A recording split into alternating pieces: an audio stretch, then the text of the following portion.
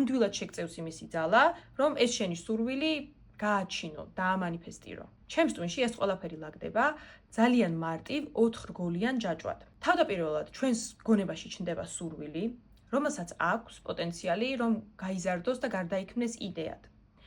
ამ იდეას თავის თავში აქვს პოტენციალი, რომ გაიზარდოს და გარდაიქმნეს ქმედებად, ანუ განხორციელდეს ფიზიკურ რეალობაში. და ამ ქმედებასაც თავის მხრივ აქვს პოტენციალი, რომ განხორციელდეს და გარდაიქმნეს ჩვენს სურვილად. როგორც ხედავთ, დიახ, ნამდვილად არის სურვილსა და შედეგს შორის კავშირი.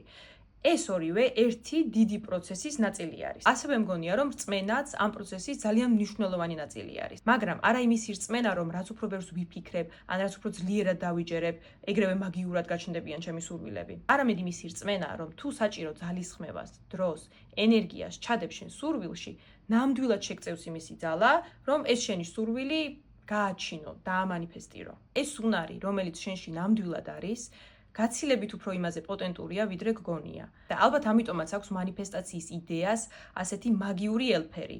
იმიტომ რომ როდესაც ამ გზას შეუდგები, აღმოაჩენ, რომ ეს ყველაფერი იმაზე გაცილებით უფრო მარტივი და ხელშესახები ყოფილა, ვიდრე გვეგონა. მაგრამ ის ფორმა, რა ფორმითაც მოგვეწოდება ეს კონტენტი, უმეტესწილად არის ორიენტირებული შედეგზე და იწვევს ამ შედეგზე უაზრო მიჯაჭვულობას. თუ ჩემი წინა ვიდეო ნახეთ, ანუ მარტივად გავავლებთ პარალელს, რომ ამ შედეგის მიღება შეიძლება მხოლოდ პროცესით და ზუსტად აი ამ პროცესის მნიშვნელოვნებას არ ესმევა ხაზი ესეთი ტიპის კონტენტში. ნიშნავს თუ არა ეს ყველაფერი იმას, რომ ვიზუალიზაციას არ აქვს აზრი. ჩემი აზრით არა, პირიქით ვიზუალიზაცია არის ძალიან ძლიერი ტექნიკა და ჩემი მომდევნო ვიდეო იქნება ზუსტად ამ საკითხზე. სადაც მოგიყვებით, როგორ მეთოდებს ვიყენებ მე პირადად იმისთვის, რომ ვიზუალიზაცია ვაქციო ძალიან ძლიერ ინსტრუმენტად. შეჯამების სახით ვიტყვი, რომ იმისი სურვილი, რომ საკუთარ რეალობას მისცეს სასურველი ფორმა, არის ძალიან ბუნებრივი და ადამიანის არსებობის განუყოფელი ნაწილია. მაგრამ ჩვენი მიზნებისკენ ვერ გადავდგავთ ხელშესახებ ნაბიჯებს, მაშინ თუ კი მხოლოდ პროცესის ნაწილი გვესმის და არა მისი სრული სახე. ეს არის ჩემი პერსპექტივა მანიფესტაციასთან დაკავშირებით,